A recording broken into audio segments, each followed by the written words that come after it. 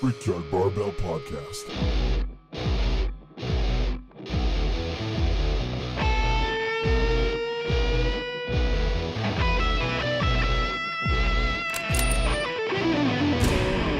What's up, everyone? Welcome to Brickyard Barbell Podcast. My name is Cameron Whiteley, and I am here with my co-host, Mr. Strongman Evan himself, Evan Arthur. Today we have an awesome podcast for you guys. We have a guest host, Anthony Cardwell. He's the owner of Nvolved Fit Apparel. You can check out his products at nvolvedfitapparel.com. We also have a special guest today, which is Mr. Chris Ray. He's an elite level powerlifter and an all-around awesome guy. So without further ado, let's jump into it. How are you guys doing? Doing well, thank you. All right, and Anthony, how are you? Doing good, man. Thank you. Good. So how's business been going for you, Anthony? Business has been going pretty good. We have a lot of athletes competing this fall.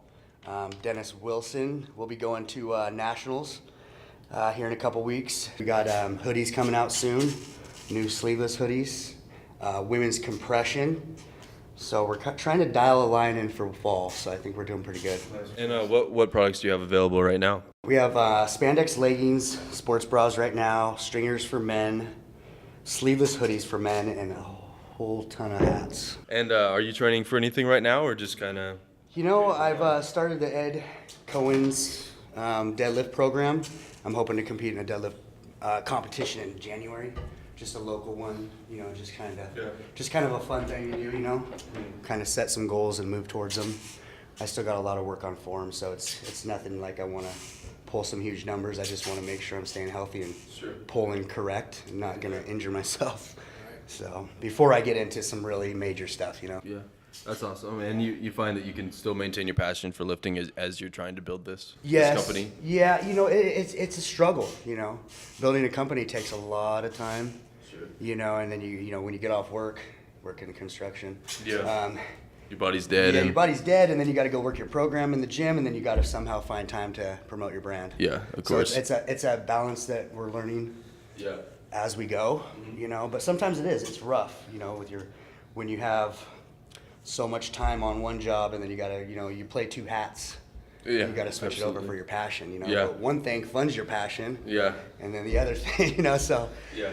It's a matter of just balancing and trying to not be, you know, exhausted through it all and get discouraged because it's easy. Definitely. I mean, it seems like lots of businesses, I mean, it's at least, you know, 2 or 3 years before they're making any profits at all. Exactly, you know. Yeah. So it's definitely stressful. That's for sure. Very stressful. And Chris, are you training for anything right now? I am actually trying to recover from a knee injury that I've had for a while now. I think I am hopefully on the plus side of things now, so I'm able to link some training together. Things are going pretty well, feel healthy. So I really have high hopes for 2018 that I'll be able to compete again. So that's kind of where I am right now, starting to get my base built back up again, get back to moving some of the numbers that I'm accustomed to, and hopefully we'll go from there. And so how do you feel how close you are to your previous numbers? Do you feel like you're I'm still a pretty ways off, but in some respects I'm happier with where I am overall because I feel like having to go back to square one in many senses. I'm building a better base this time around because I have better knowledge of what to do and a little bit of a better idea about how my body's going to respond. So being able to spend the time and really create a solid foundation, I think is going to pay off. So I'm excited about things. Cool. So we've been friends for a while, but I've never actually got to know. Tell us a little bit about your early life and just being a kid growing up, and then up to when you first started lifting. Sure. I'm actually a Texas native, so I was born in Dallas, and lived there the majority of my life until I came up to Coeur d'Alene, which was about 2003. So I've been up here for about 14 plus years. Throughout high school, I played some sports. I lifted as a kid, but I never did anything serious on that front. So kind of got into the weightlifting just like a lot of guys do that age. Didn't really know what I was doing, and excuse me, really had no aim for it other than just to kind of stay healthy. So it wasn't until maybe I was in my mid-30s that a friend of mine at the time mentioned I should look into powerlifting. And I never really thought much about it, but I started reading some of the sports science behind it, and that made a lot of sense to me. So as I started applying it to my own lifting, I really saw increases across the board, and that was a really fantastic feeling. So I just kind of ran with it after that, and started competing shortly thereafter, and I've never looked back. And that's been about 6 years ago now. And what was your early life like, as far as did you get along well with your parents and that kind of stuff? Or how Yeah, was it? I kind of had an interesting childhood growing up. So right after I was born, my mom was diagnosed with MS. And it was a really debilitating form, aggressive form of MS for her. So she was never really a functional person while I was growing up. So by the time I was maybe about 8, I was kind of a primary caretaker for her. My dad did a lot of traveling on business, so I was kind of left to my own devices as a kid growing up. I'm an only child, so it was really just me and my mom at home during the week. It was kind of tough going, so I developed a little bit of a personality of getting by on my own. And I wouldn't say that I was a loner, because that's not true. I really enjoy my friends, but I was able to function by myself.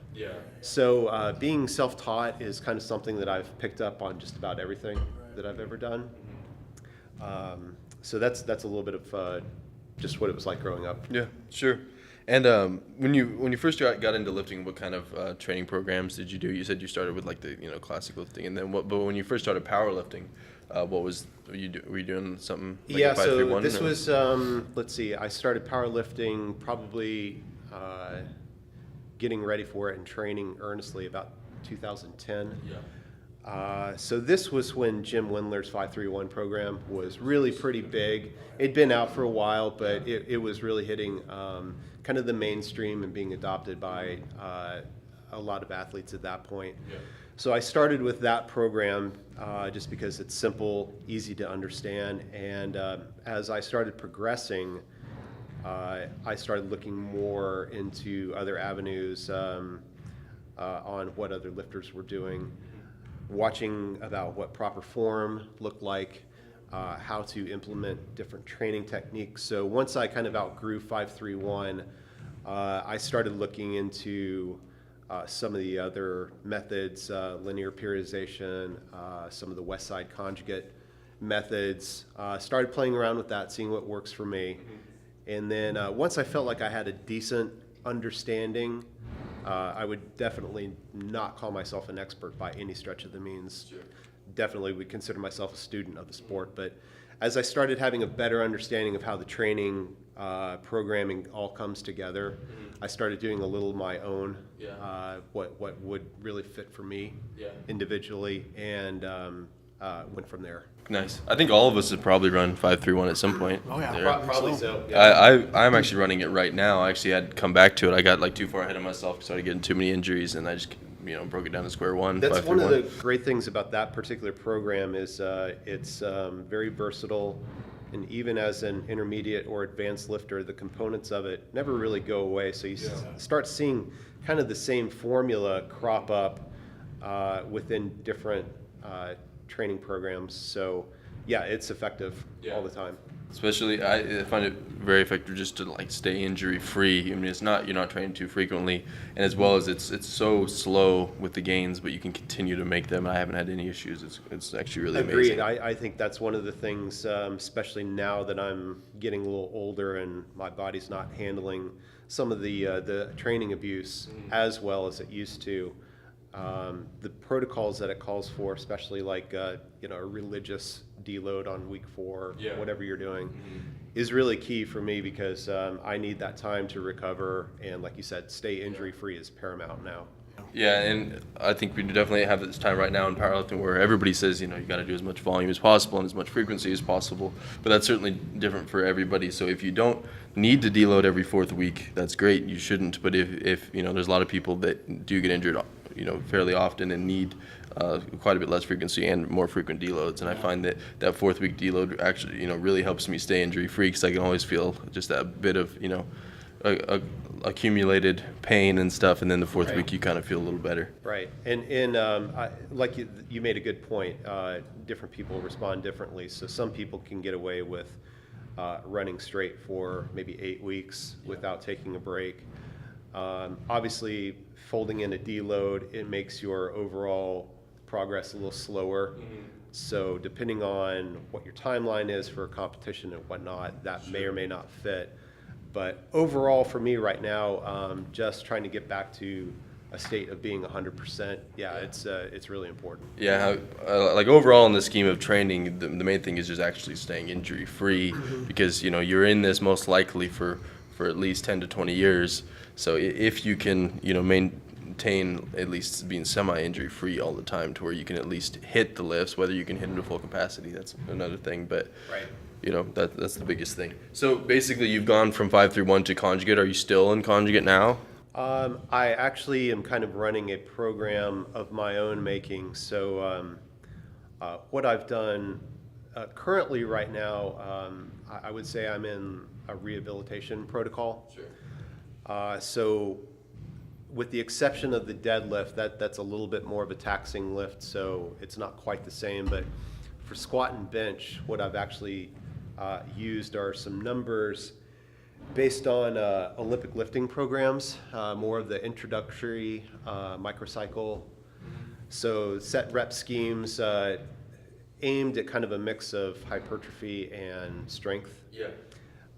Just running percentages based on my actual max rep single. And what are your sets usually like? You're kind of in off-season mode now because of your injuries, basically? Like you're not Correct. really trying to peak. And I'm focusing more on volume than overall strength. Although I did just do some test maxes a couple weeks ago. How did that go? It went well? It went pretty well. I left about 20 pounds on the platform for my deadlift. I did not feel quite healthy enough to squat, so I did a push-pull total, and I came in right at 1,000. Oh, nice. So I feel like that's okay for where I am at this point. It's not the numbers that I'm accustomed to, but again, I feel like where I've traded off in absolute strength, I feel like I'm better in some of my speed work now. So that foundation, as long as I can stay healthy and keep the training going, I'm excited about where it's going to be for 2018. So hopefully I'll get my numbers back. But until I'm ready for actual competition, I need to get my deadlift back to a 700 plus pull. Bench has always been my weakest lift by far. So I need to have a reliable raw bench in the low 400s. Sometimes that's kind of hit and miss. Sometimes I can get it. Sometimes I can't. So that kind of up and down nature for that lift has sometimes left me stranded. So working on some form changes and consistency there. And then as my knee starts to feel better and better, get my squat numbers back up again. How has your form changed just since your injury? Have you had to make any major changes? Or? Yeah, I have. Right after my first or second competition for deadlift, I pulled conventional, and I still do for training. So I could pull both styles, but there's a guy named Ben Rice who, Washington, right? He's a pretty big name in powerlifting. He's known for his deadlift, and he at the time was in the 93 or 90 kilogram class. I forget which, but he opened higher than my third attempt. Really? And it made me look at him. It's like, all right, I need to reconsider some things. So I switched to sumo after that, because I actually had a chance to chat with him. He was really, really nice about it. And he was explaining how being a strong squatter, which at the time I was, really favors deadlifting in the sumo stance. So to get back to your question, my knee injury was a medial meniscus tear. And standing in a wide stance for both sumo pull and squat was not comfortable for probably over a year. So I had to switch over to conventional to pull just to get the back work in. And then for squatting, I essentially couldn't squat for the longest time. So I just had to find leg exercises that my knee could tolerate. And Like leg press or what?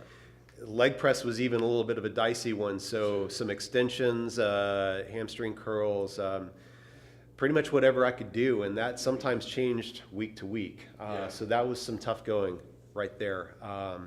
So getting back into things, my squat stance has narrowed up. I'm now able to get kind of back into what my actual sumo stance should be, but in this last meet, reviewing some of the video of my last lifts, I noticed I was favoring my left knee very heavily. So the length of time that I've been dealing with this injury, which has now been about 2.5 years, it's actually changed my mechanics.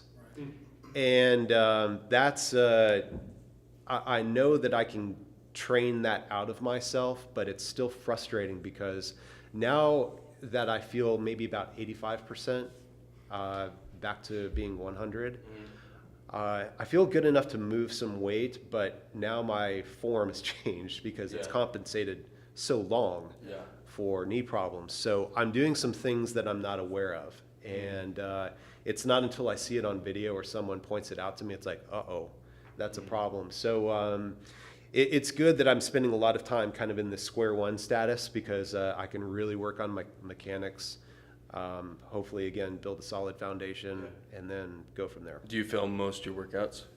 I'm sorry? Do you film most of your workouts so you can watch them? I don't.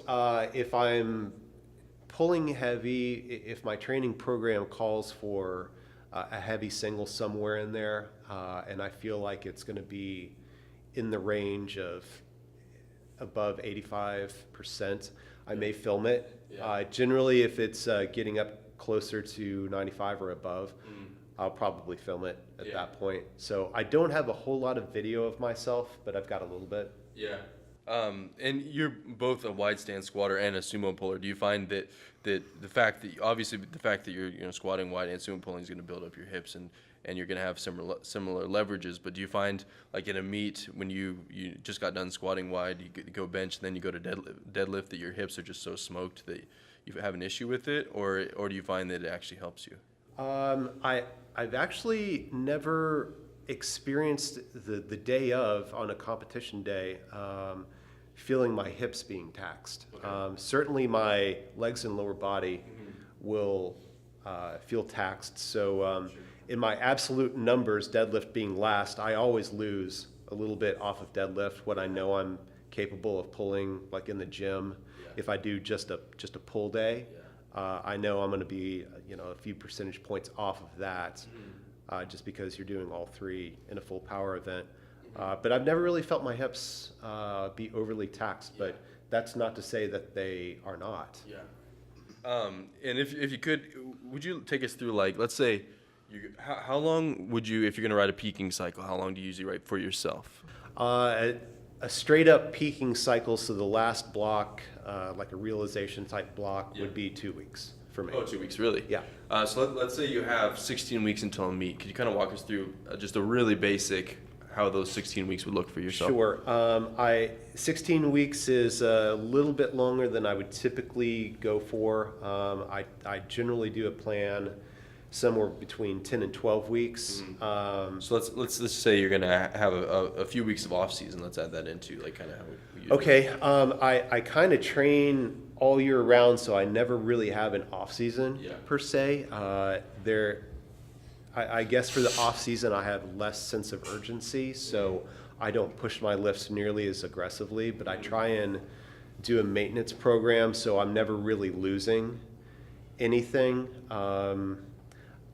And for me, I think psychologically that's just where I need to be, because having had these past couple of years where I've really lost a lot of my absolute strength, that's been difficult for me to kind of deal with. So I think that if I were to do like an off season, lose strength and then have to get it back again, I think emotionally that would take a toll on me. So I just choose not to do that. Sure. But getting back to the programming question, if we go with a 16-week example, I would probably run the first accumulation block, so a hypertrophy block, for 6 to 7 weeks, depending. Kind of play that by ear, but it would generally be somewhere in that time frame.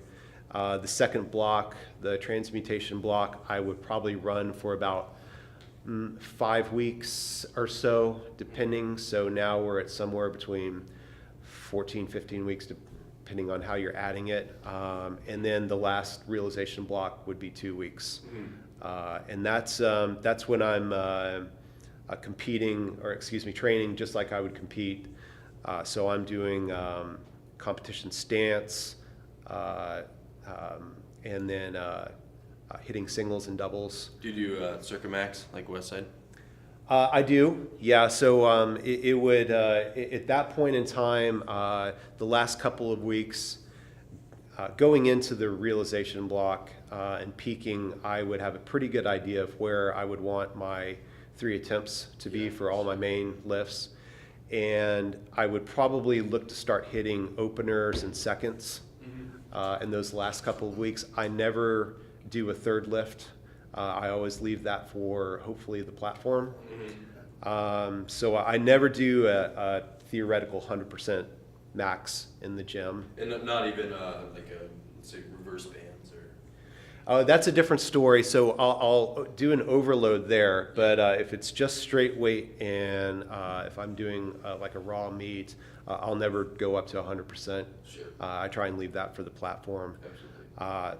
But yeah, those last 2 weeks, I generally will identify what my opener and second will be, and I kind of like to play it. Opener is a safe lift.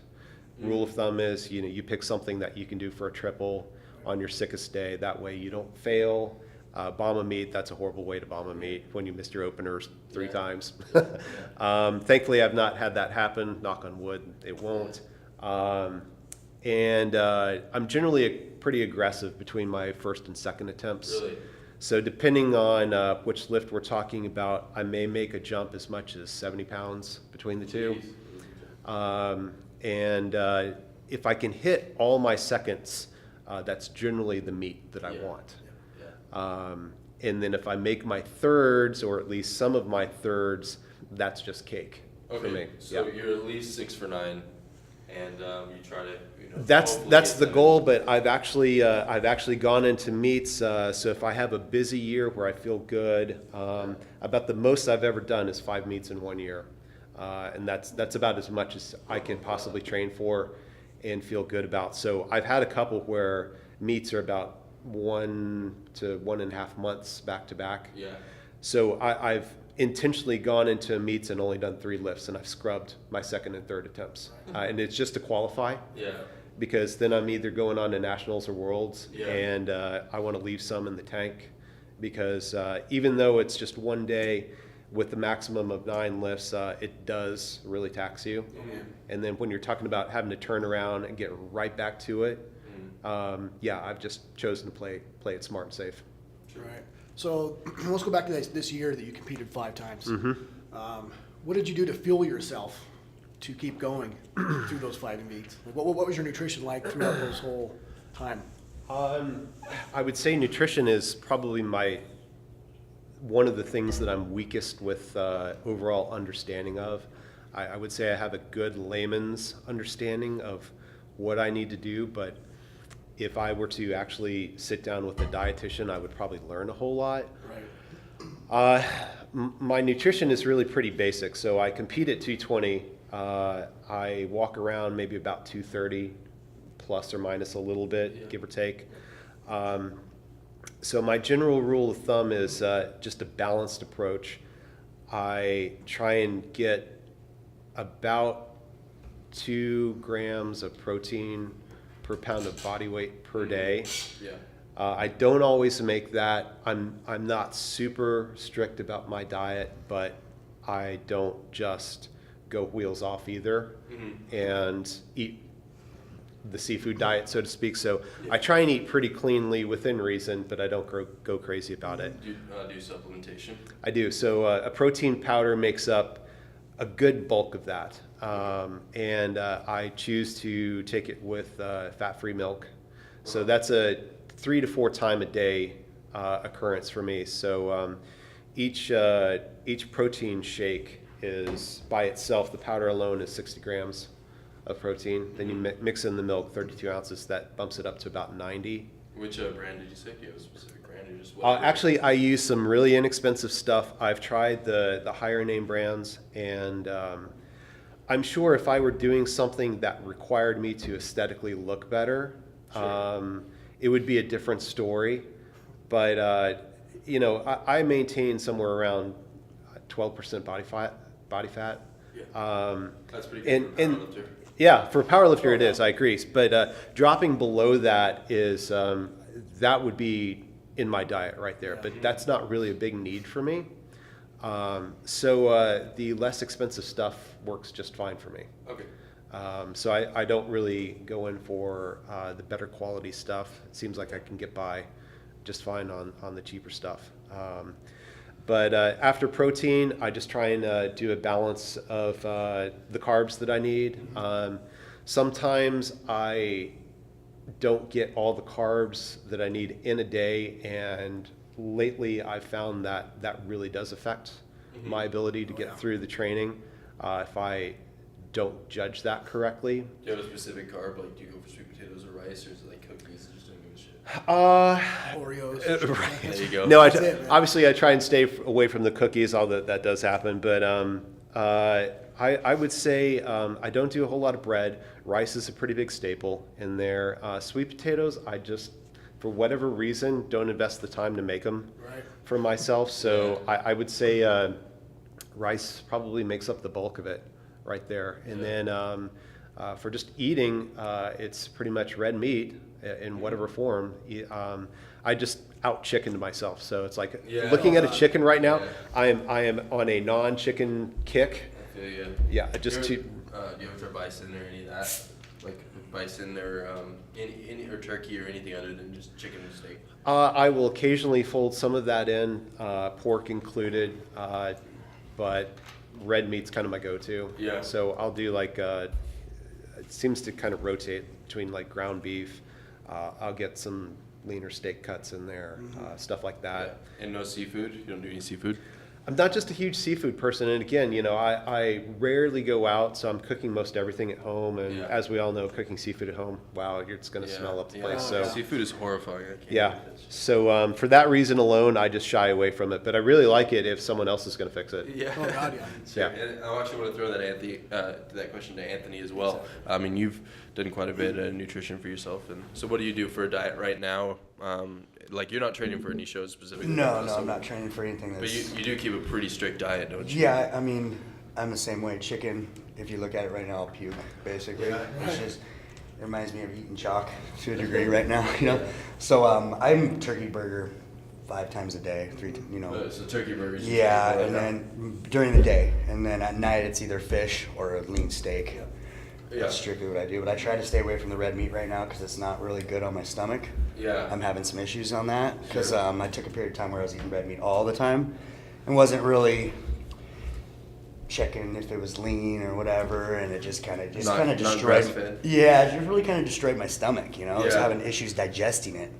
And I think around that period of time, I wasn't taking the right type of digestive enzymes and probiotics. So it really did a number on me. It actually, I think, is what kind of dropped my pH balance, you know? It kind of just screwed up my balance in my body, which as soon as I kind of cut back on it, it went back to normal. And also, I drink my veggies. I find it a way easier thing to do. What do you throw in there? So I'm doing like kale, cucumber, broccoli, fresh ginger, coconut oil or water, I mean. And coconut water? Yeah, coconut water. And then we just use a food processor, blend it up. And then at night, it's easy, you know. I can just pour my greens in my drink or in a cup, drink it. Yeah. And that has helped my digestion, you know. I mean, I've taken a lot of, a lot of pills and everything. And I think that is one of the best things I've ever done. Really? You know, for not just that, I mean, just for like blood pressure.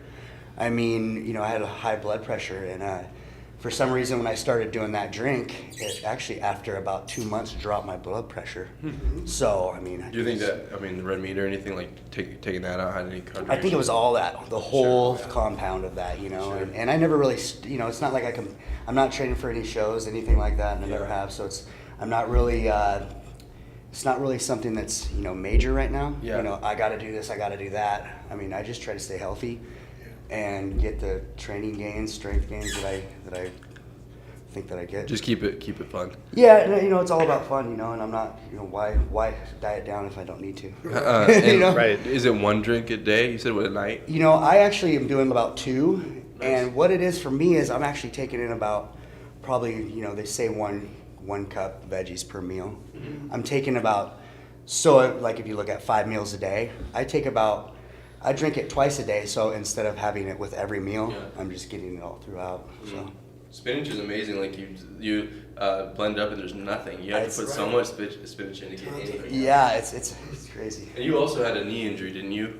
This I year? I've had knee injuries for the past 2 years. 2 Baker cysts, well, 1 in each knee. Yeah. And then we thought it was a torn meniscus, but when I went and got the MRI, it's patellar tendonitis. Yeah. And you know, that I'm pretty sure came from a lot of years of squatting with horrible form. Yeah. You know, really taking the load on the knee, Yeah. leaning too forward, you know. I remember you and your training partner back in the day just Yeah, I going at mean- it with no form. Yeah, it was just like go, go, go, you know. It wasn't about, I mean, when we first started, it was just about putting up big weight, you know. Just, That's what we thought, you know. Yeah. It was just like go, go, go, you know, that prison style, backyard style stuff, you know, and takes a toll in the long run, you know. I mean, Yeah. I'm having issues right now. I've squatted 6 times this year. I squatted about 4 times last year. You know, so. It's good. It seems like you're taking it a little bit slower though, kind of building it back up like Chris said he was. Yeah, way slower. It's like even with the deadlift program. I didn't set my max super duper high. Yeah. I went actually really low. And you know, my goal would be to pull super numbers in 10 weeks. Yeah. We all want to do that, but I don't want to sacrifice my form. I don't want to. I mean, I'm not, you know, used to doing speed reps. Yeah. So I mean, there's a lot that can get injured in this. Yeah. So I just want to stay clear. You know, if I can put, you know, 40, 50 pounds on a deadlift in 10 weeks, great. You're doing great. Yeah, Oh, yeah, great. that's You know, amazing. I mean, That's and- amazing. And that's shooting high too. Yeah. I mean, even 25. If I can get 25 pounds on a deadlift and keep good form, you know, not lock out or lock my knees when I'm coming up first, you know, because there's some major issues, you know. Well, speed reps are great because you aren't putting as much load on your body, but you can still work on the form. It gives you an extra time in the week you can work on it. Exactly. The only thing is, though, it seems like a lot of people get injured when they are just like warming up with 135 or something because they don't give it any. They don't care about it. No, exactly. You know, so And I'm even you keeping have my to make sure. Yeah, and I'm keeping my speed sets pretty slow too. Yeah. You know, because this is my first time doing that speed set, so I don't want to really, I don't really want to be aggressive. You so want to make much. sure your speed work is in the exact form that you do with your heavy sets. And Exactly. that's why I think a lot of people mess up. They Yeah. change their form to get more speed. Yeah. But it doesn't apply to your regular form. Like No, you can exactly. pull a light deadlift really fast in a terrible position. Oh, yeah. But you can't. You know, if you go to lock out a heavy weight in that terrible position, you'll get stuck. No, exactly. It's like when you come down fast, the bar moves a little bit, Yeah. and then if you keep going up, you're kind of each time you're kind of throwing out of form a little bit more, Yeah. you know, or leaning one way, and Yeah. so I'm just trying to keep it straight. And throwing it back over to Chris now, what do you do for recovery? Is there anything specific like rolling out, anything like that? Yep. So this year has actually taught me a lot going through the injury protocol. I spent a lot of time going through the dance of one step forward, one step back. So, you know, it's always amazing to learn how interconnected the body is. And for my knee injury, it really drove the point home because I had to look at what was going on in my hips. And then also with my ability to recover because once I figured out kind of what I needed to do for stretching and doing like myofascial release, then it became an issue of, well, all right, I can start moving some weight again, but now that I'm in, you know, getting close to my mid 40s, I get sore in ways that I never have before. So glutamine has been a separate supplementation that's been absolutely critical for me. I cannot function really without it. If I stop taking it, the DOMs that I experience are to the point where I'm on a 4-day-a-week split for training. I'm not going to be able to get to my training. Oh, geez. I'm that sore. So I've got bench in the middle of my squat and deadlift, but there have been times where I'm still so sore from squatting, I can't deadlift towards the end of the week. That was a real problem, of course, earlier on. So glutamine has been huge for me. That's actually taken the place of some of the joint supplementation, like glucosamine that I was taking.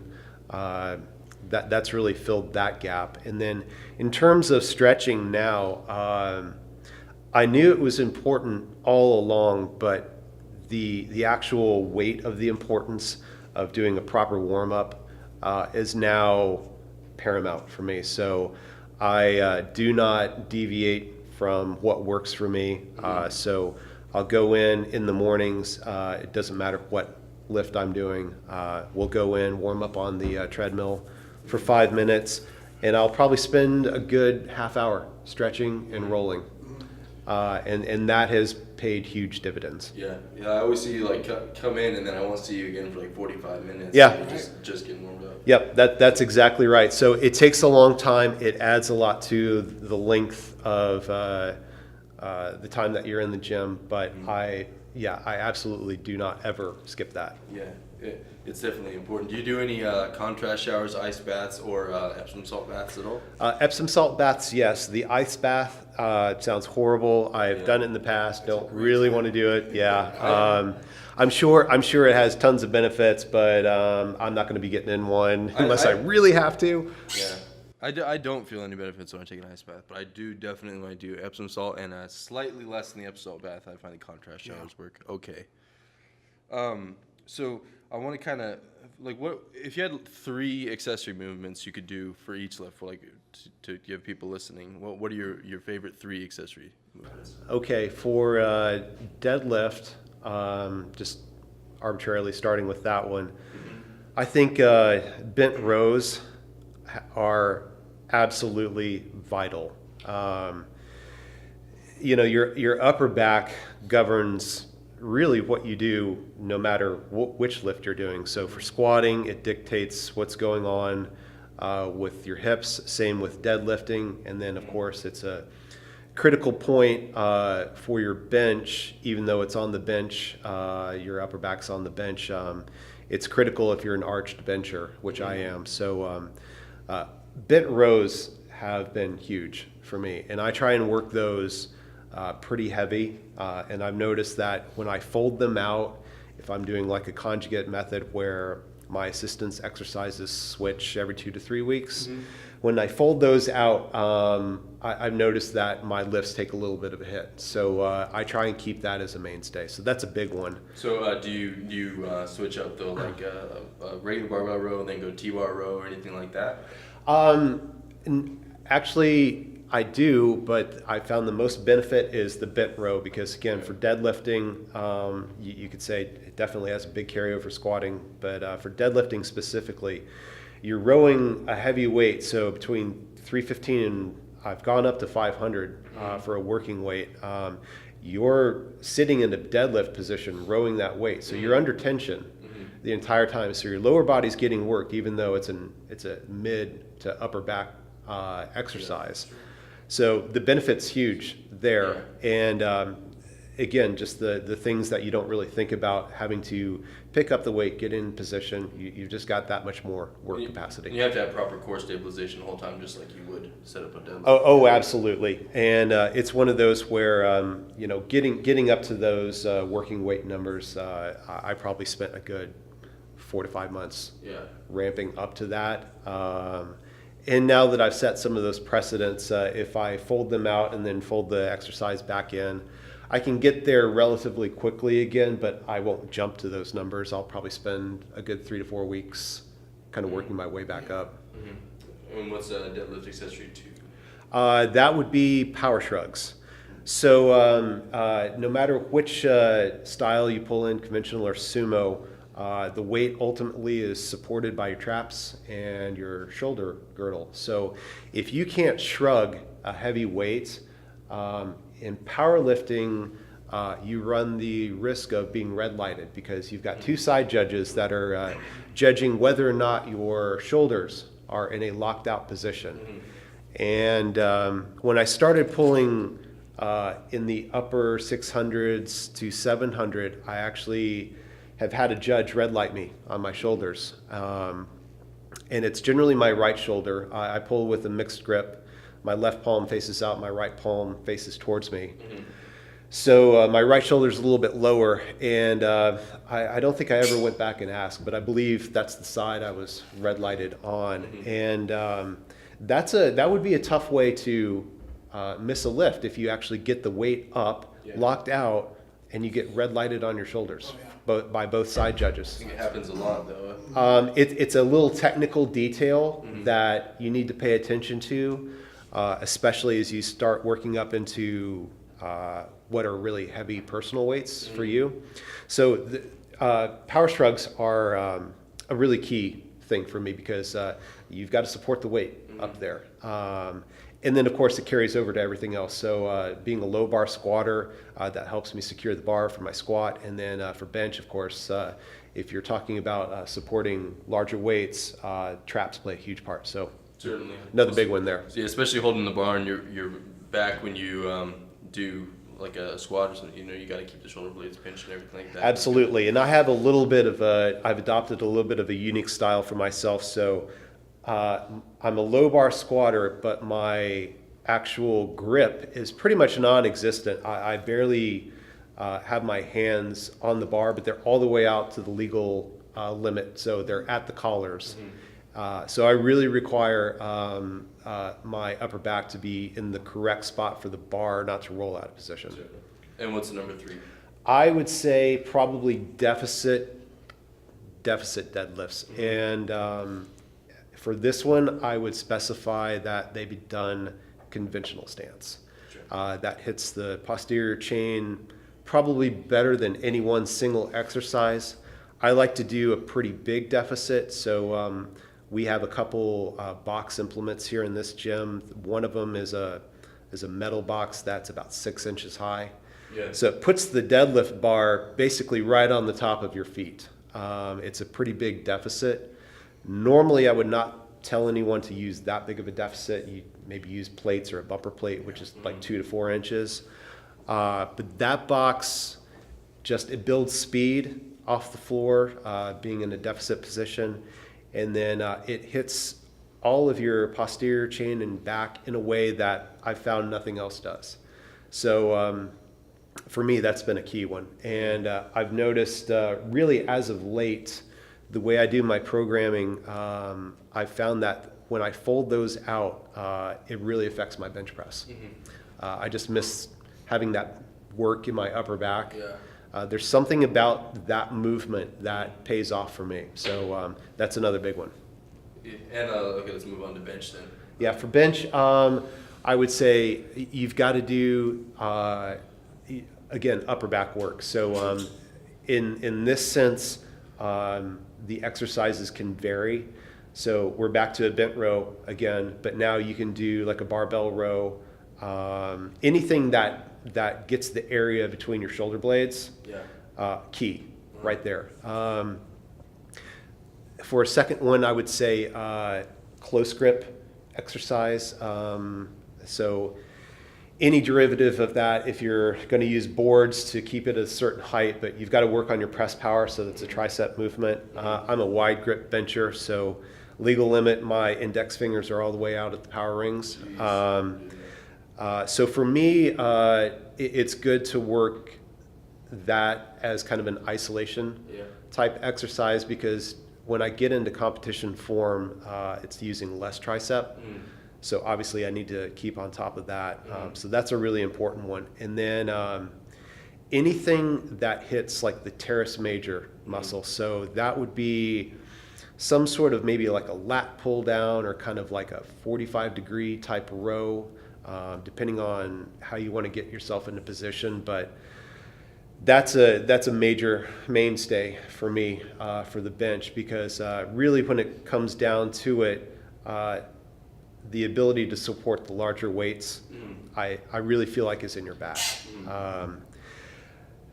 I don't want to neglect shoulders in there because that's important. So I think, even though you said 3, I would add in just a 4th, like dumbbell work. Nice. For Just sure. straight overhead or just like side laterals? So for dumbbell work, I'm talking more of like an accessory press movement. Oh, you So mean anywhere from decline to incline, and all the ranges in between. But dumbbell work, I've recently, within the past 3 months, folded that back in, and you can't beat it because obviously each arm is working independently, so it forces you to use all the stabilizers. If your form's off, it's going to show up in dumbbells immediately. And that I think I don't spend so much time on specific shoulder work. So for me, that's like a twofer right there. When I start bringing the dumbbells into a lower press position, I get that kind of front to medial delt work that I need. So I'm able to get away without having to do a specific shoulder day. So that works for me because a 4-day-a-week split is, I'm already tired from that. Sure. And so you don't do any specific overhead generally? No. And that a military or like any type of log press or implement press, I used to do a lot of. I've just kind of gotten away from it, and there are times where I regret doing that because that used to be a stronger movement for me. Right now, it would not be. So I think overall, it's something that I phase in over time. It's just not something I dedicate a specific day for. Yeah. And so what about squat? Squat's a little different in that most accessories are probably going to be just variations. Yeah, I would say for squatting, it's a good question. I've found that leg press can be a little bit of a tricky thing for accessory movement. Yeah. Sometimes it will pay off, sometimes it doesn't. So I use it as a way to get in some volume and protect my back, but I would not say that it pays off hugely. And just get some hypertrophy. Yeah. So I would say there are small derivatives. For squatting, I've never been really comfortable with front squats simply because I don't have the wrist flexibility to hold the bar properly. So I've either got to do a zombie or a cross arm, and then it gets into your throat. So working heavy, even though front squats are wonderful, not my thing. So I kind of use a workaround, and I'll actually do a heavy Zercher squat. Tears up your elbows a little bit, but I found that that's a great movement because you can vary your stance from wide to a little bit more narrow. And then if you do a Zercher properly, you know you're getting to depth because the bar's at the top of your knees. So ideally, your hips are way below parallel at that point. Not many people do the Zercher squat in powerlifting, it seems. Kevin Oak does, I believe. Yeah, I think that's a very individual movement. So for some people, they may not see a big payoff. For others, maybe they will. It's one of those exercises that's kind of overlooked. And if people do it, they probably don't work real heavy just because it's an awkward movement. So I don't do them often, but for flexibility, I found that it's one of the better ones for me personally. Beyond that, I think using bands or chains to provide resistance at different points is really good. And then doing things like pausing in the hole, free squatting. I've been a big box squatter for a long time, but this latest segment of training, I've done nothing but free squat. And spending a lot of time with like paused reps, adding in chains, so you're getting more of the work in the medium and lockout position, a little bit less down in the hole. But if you sit and pause, with whatever you're working with, that definitely takes away the immediate stretch reflex you get on the rebound. So it's time under tension.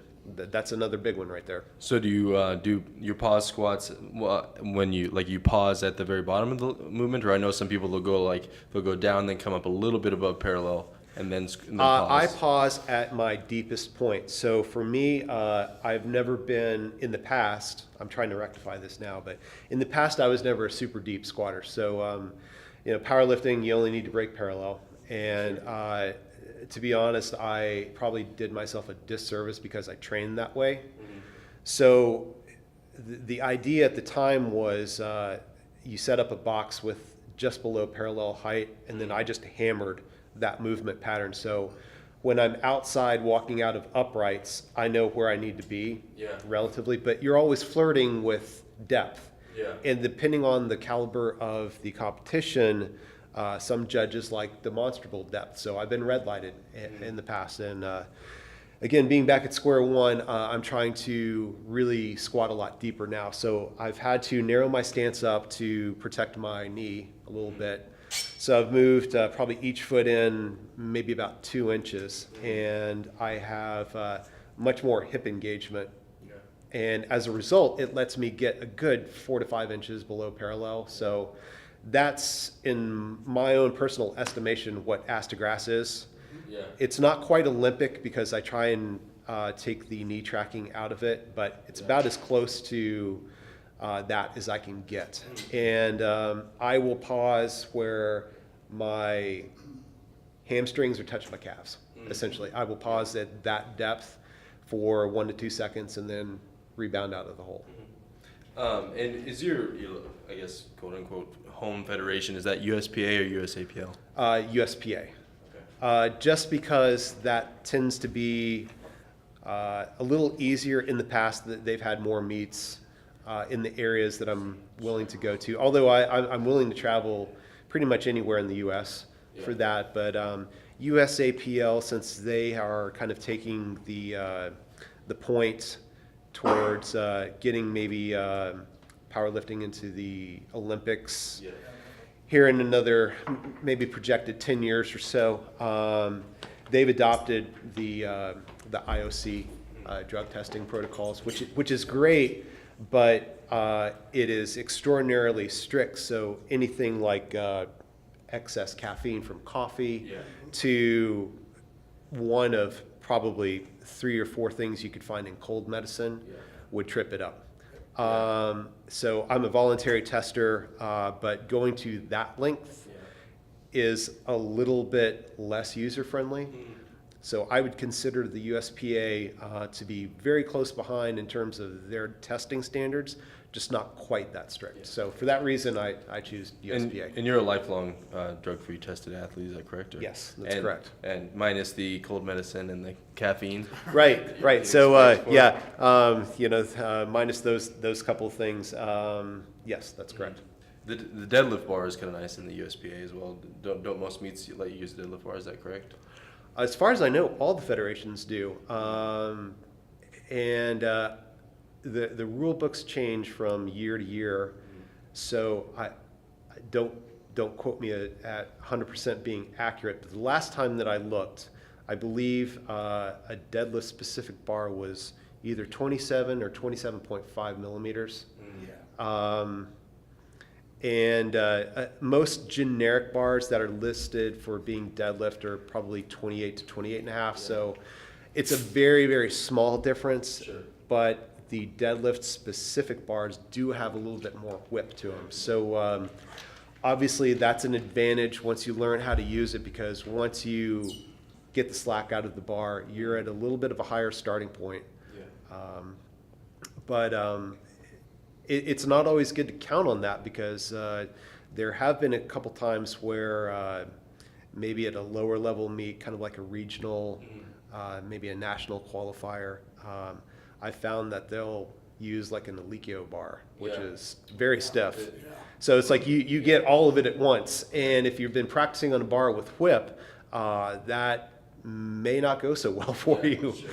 The IPF uses the Alikio bar for all 3 lifts, isn't it? It's the exact same bar. I've never competed in the IPF, so I can't say that for certain. That probably sounds correct. I believe it is at Worlds. At the USAPL seems a little bit stricter. I've never been to the IPF Worlds. I've competed in the IPL Worlds, which is the international branch of the USPA.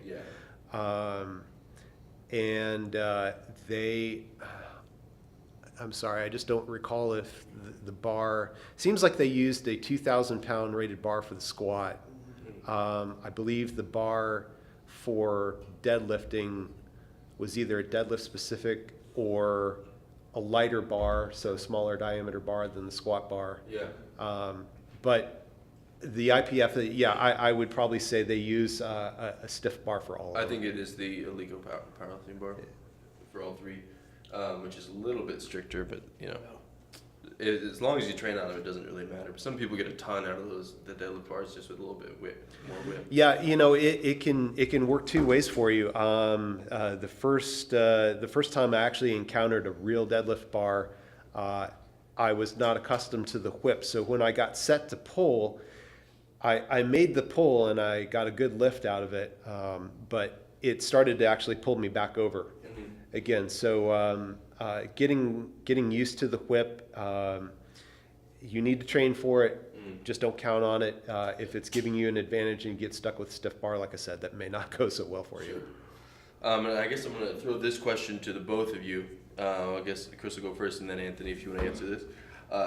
If you could tell your younger self something, like if you could tell your younger self something that you know now about training, and tell it to yourself when you first started training, what would it be? Is there anything specific, or? I would probably tell myself two things. So don't neglect your mobility. So for all the people starting out, even though you're a little rubber band man and young and flexible, stay with it, because you can only do yourself a service by keeping on top of that. Yoga and all the other disciplines that would introduce flexibility and mobility, stay on top of that. So that's one thing. And then the other thing, the misconception is you do not get stronger or make any type of size gains in the gym. That's where you tear yourself down. So eating, diet, learn about that. You don't have to, depending on what you're doing, you don't have to have a full-on in-depth understanding of it, but you absolutely cannot neglect what you need to keep yourself healthy and get the right amount of nutrition. So those would be two things I would tell my younger self: diet and mobility work. Don't neglect them. What about you, Anthony? Anything specific that you tell your younger self to? The same thing with mobility. Yeah. I find I have tight muscles that are causing major issues. Yeah. Major issues, bicep tendons, back, everything. So, and then also just take your time. I mean, putting on 30 pounds your first year of training is not really a great plan. And that was my plan when I kind of first started. I'm just like, I just want to get big. Yeah. And I just want to lift heavy. Take your time. Ease into it. Mobility. Make sure. That's number one, I think, that I've noticed now. I'm spending a lot of time stretching now before my training sessions. Yeah. And I wish I would have started that when I first started training, because I would have saved me a lot of injuries. Me too. And a lot of muscle imbalances. Yeah. I mean, I'm like sideways damn near now because of it, because my mobility sucked. Yeah. So.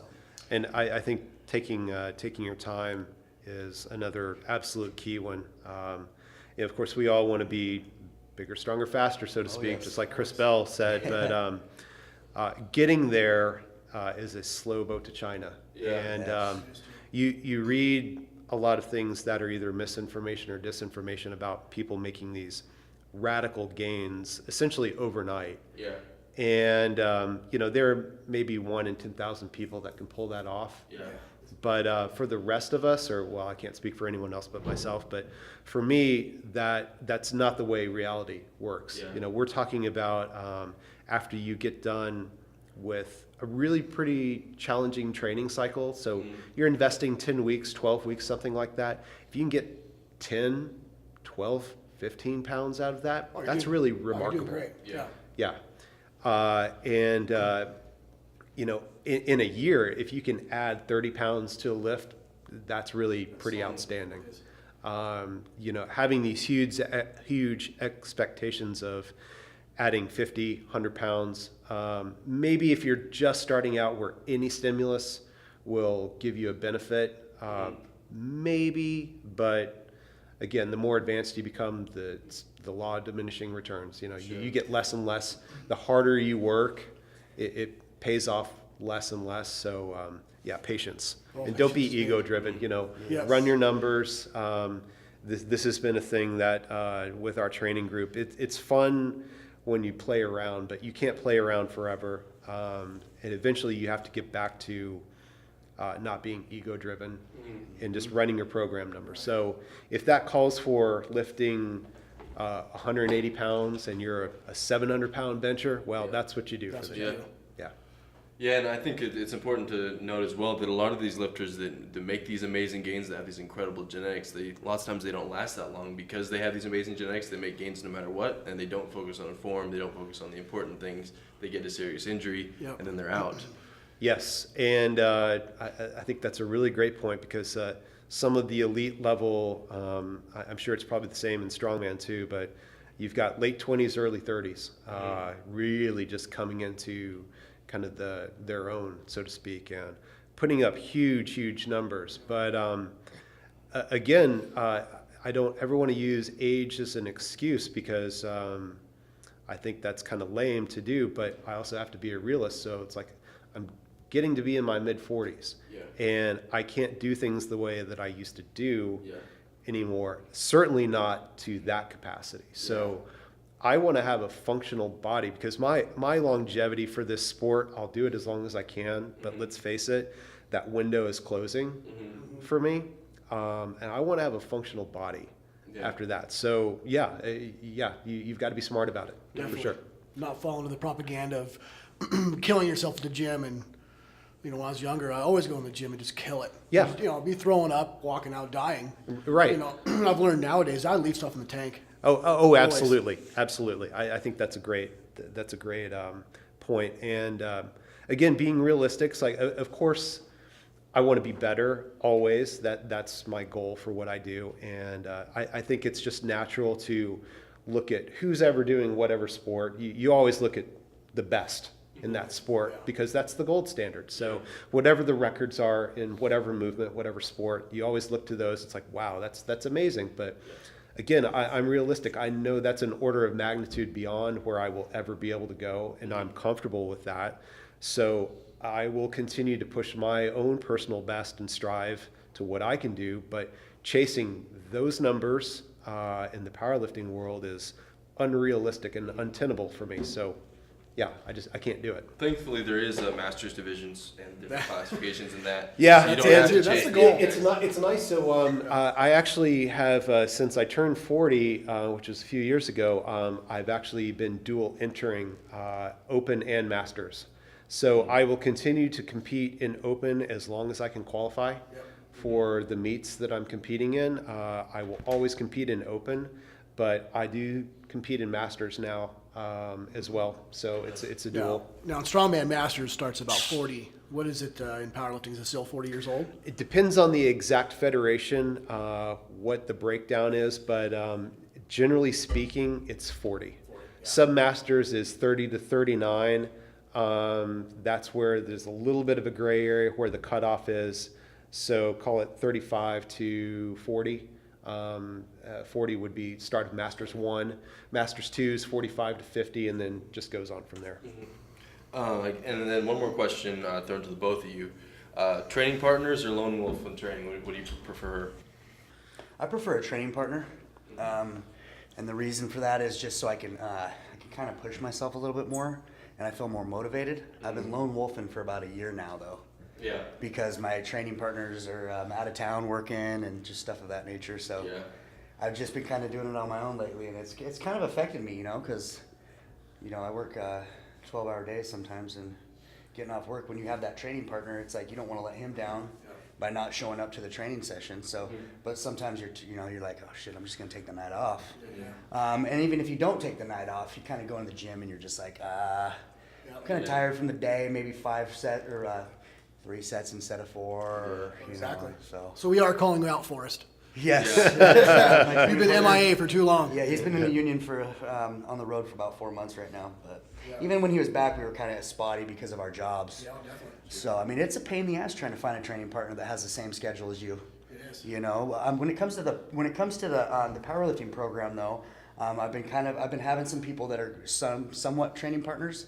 We're not actually doing the same program, but they're sitting there making sure that kind of giving me commands. Hey, make sure this part's firing. And just kind of helping me with my lift.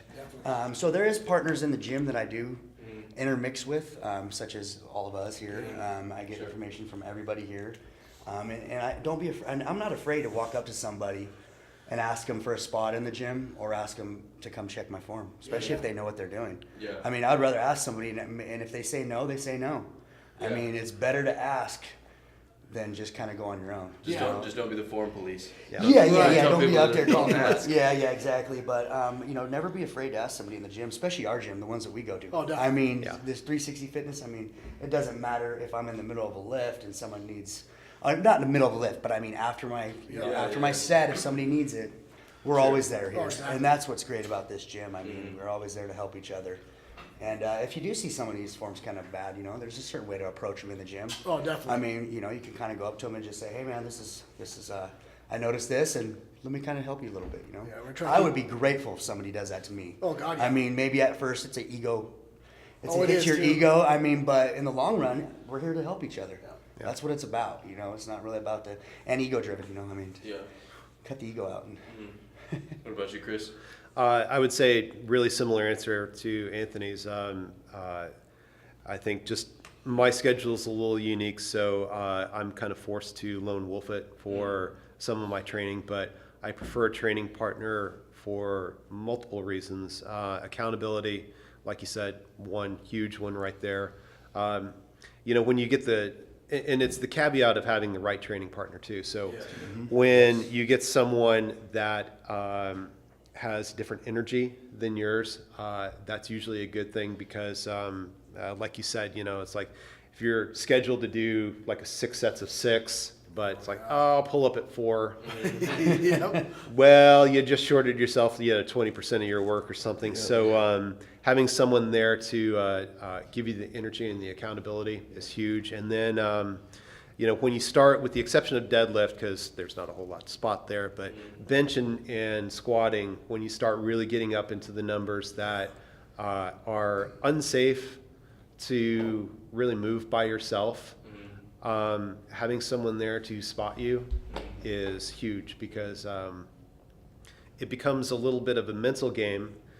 So you really need to know that someone has you protected. Therefore, you can concentrate on the lift. If you're constantly worried about getting stable to the floor, or this is going to come out of my hands and potentially kill me on the bench, that's not a really great way to approach a lift confidently. Definitely So, not. There was V days like that. Yeah. On Saturday bench days that we had that.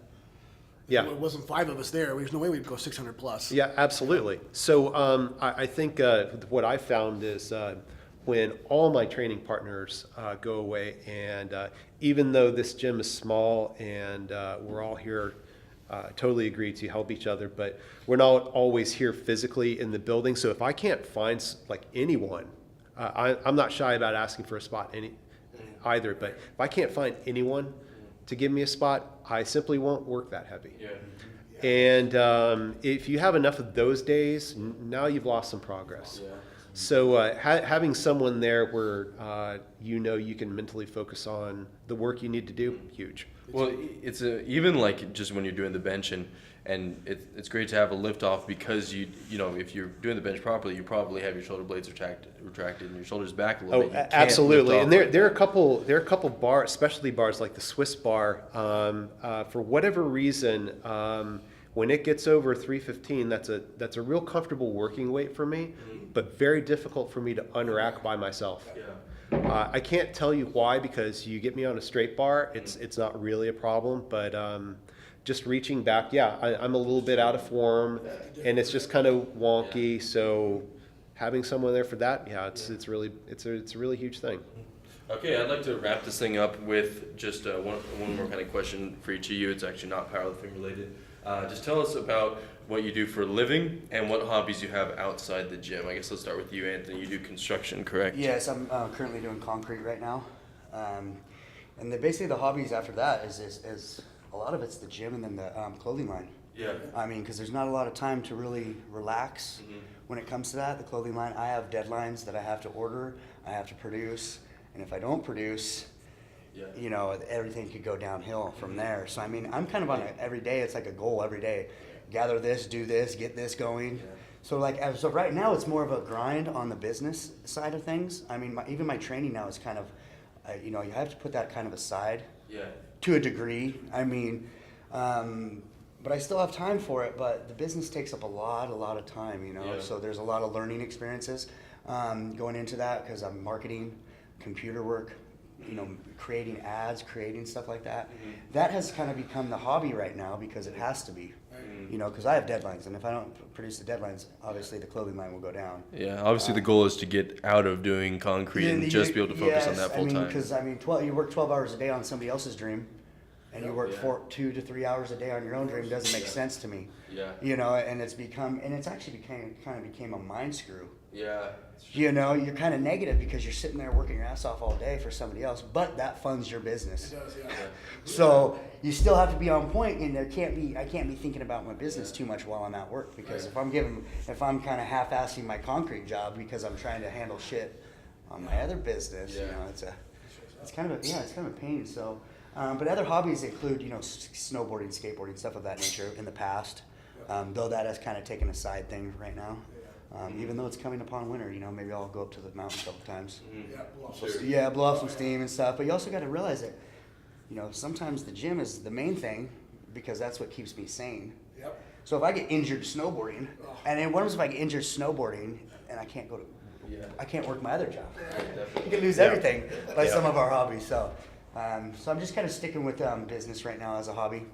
You know, and just making sure that gets on the right, because I do have people that we sponsor that we have a responsibility to. You know, they sign a contract with us, and we need to make sure that they have apparel to wear in the gym. Yeah. And so if we're not selling apparel, if we're not getting out there, if there's nothing, then I'm not holding up to my responsibility. So I mean, yeah, so kind of fun time stuff and fun hobby stuff. It's kind of on the back burner right now. Sure. Just to make sure everything else falls in place. So going back to your sponsors, Yes. a lot of people don't know that Nvolved does sponsor the athletes. About how many athletes do you guys have? We have about 15 to 20 straight athletes, you know, that we do sponsor a Team Alpha Star out of Oregon. Angel Star, she's a pro in bodybuilding, IFBB pro.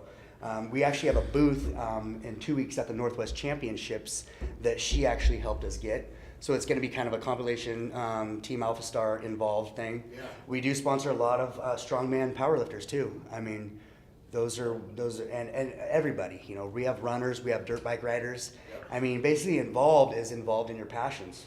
If you're living your passions, you know, that's what we represent. We want to clothe you. Yeah. You know, so I mean, we want to work on some underwear for dirt bike riders. Also, I mean, guys in the gym too. I mean, it's all the same thing. So. Yeah, that's one thing I thought was pretty special about Nvolved. It was not just in the gym. I mean, it was just everybody. I mean, involved in family, involved in everything. You know, Yeah, there's it's not- just kind of a family thing. Not too many clothing companies out there like that. No, at yeah, all. we kind of want to represent everything. You know, every part of somebody's passion. You know, regardless of what it is, we want to clothe you and make you comfortable. Yeah. All right, what about you, Chris? What are your hobbies and what is your profession? So I am an engineer by education, and I'm actually self-employed, so I do IT consulting. That's one of the nice things that allows me to have some flexibility for training. So I'm kind of in here like mid-morning, so a non-peak time, which allows me to get my stuff done, but that's the lone wolf problem. You know, not a whole lot of other people can meet that schedule. So that part's a little bit of a bummer, but it's nice when I can train with other friends and peers. As far as hobbies go, kind of the same thing. I'm a big snow sports person. I'm a skier, longtime skier, so like to do that. But again, it's weighing the potential of now, you know, having kind of just about almost lots of qualifiers gotten over a knee injury. It's like that'd be a silly way to pick up something again. So I'm less adventurous when I go out. I used to be a little bit of a balls to the wall skier, but I've dialed that back because I want to be able to compete and be safe. So I kind of do my Sunday skiing, so to speak, just kind of cruise around, and that's fun, blow off steam that way. For anybody who doesn't know, it hasn't been North Idaho is kind of a hot spot. I mean, all around us we have mountains for people to ski and snowboard. Yeah, absolutely. I mean, you could drive pretty much any direction, and get to another major ski area. So you've got Montana, Wyoming, southern Idaho, Washington, Canada, all around you. So yeah, if you're into snow sports, riding, skiing, it really is a mecca in that sense. So that's one of the things that I enjoy. And then I've been a long-time car guy too. So classic cars, just wrenching on my own stuff for daily drivers, all the way up to kind of one-off strange restoration projects. That's something that I'm still really active in. So I like to do that as well. And I'm divorced, don't have any kids, and I'm an only child, but I've got some close friends that are essentially family. Yeah. As far as I go, as far as I'm concerned. So they've got 2 younger boys who are basically my quote-unquote nephews. So it's fun watching them grow up. They are 5 and 8 right now. So I get to be the fun uncle who goes and rides motorcycles and stuff like that, and then I get to give them back to their parents at the end of the day. So I would say they're definitely one of my main interests. I spend a lot of time with them, and it's about the next best thing to having kids. So they're a major focus of my life and a really important part. All right, I guess let's just wrap this up with just doing plugs. So Anthony, where can we find you for people listening? Nvolvedapparel.com is where all of our apparel is sold. We have multiple Instagrams: Nvolved Fit Apparel, Nvolved Fit _apparel. That's kind of our main fashion one that we just started, and then Nvolved _fit _apparel is where all of our athletes and supporters, where we post all that stuff because we want to show support. I mean, if you're wearing our clothes, we want to shout you out too. You know, it's not just something that we're not just here just to sell apparel and not give anybody anything. So, kind of want to show some support for everything. So. Chris, do you have any social media, anything like that? No. Strangely enough, I'm like the one person on earth. The IT guy does not have a social media. Right. So there's a little bit of a caveat with that. So my specialty is actually security. So for job related, I stay off social media for that aspect. So he's a hacker. Is what he is.